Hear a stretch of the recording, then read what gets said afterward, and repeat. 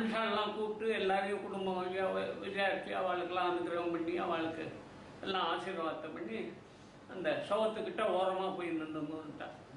அந்த ரூமினுடைய எண்டில் பெரியவா வந்து இந்த பிகினிங்லேருந்து கொஞ்சம் தூரம் வந்து ஒரு நடுப்புற ஒரு இடத்துல தண்டத்தை வச்சுன்னு உட்காந்துட்டா. இந்த தர்சனங்கள்லாம் ஆயிடுச்சு. உட்காந்துட்ட அப்புறம் இந்த அந்த மாட்டு தீவனம் பூராவையும் பிரித்து தன்னை சுற்றி ரவுண்டாக கொட்ட சொன்னான். எல்லா முட்டையும் ஒன்று விடாது.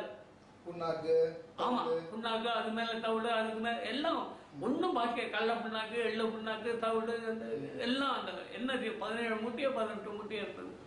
எல்லாத்தையும் கொட்ட சொல்லிட்டான். யாரை தன்னை சுற்றி கொட்ட சொன்னான். இது என்ன பண்ணுறாவே புரியல. அதுக்கப்புறம் பார்த்தா இந்த கரிகாய் எல்லாம் எடுத்து அது மேலே கொட்டுருந்தான். வாங்கி போட கரிகாய் இல்லை. ஆமாம், அடுத்த லேயர் எல்லா கரிகாயும் அது மேலே கொட்டி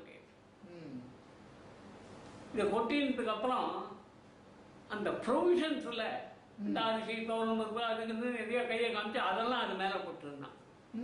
அதையும் ஊட்டியாச்சு. 50,000 சாமான் அவுட்டு. பழம் பூராவே கொண்டு வந்து மேலே கொட்டுருந்தான். பழங்கள் இது என்ன பண்ண போறா? இவா தண்டத்தை வச்சு இப்படி உட்கார்ந்துருக்கான்னு நடத்துற.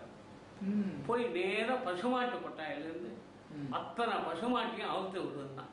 இந்த கேட்டை க்ளோஸ் பண்ணிட்டு அந்த கேட்டை திறந்தா ஒரு 30 பசுமாடு கண்ணும் மாடுமா ஓடி வருது. வந்தா பெரிவாளை பிரதட்சணம் பண்ணி பண்ணி ஓடுறது. எதுல எதை சாப்பிட்றது? பழத்தை சாப்பிட்றதா, தவிடை சாப்பிட்றதா, கரியா ஒன்றும் புரியல.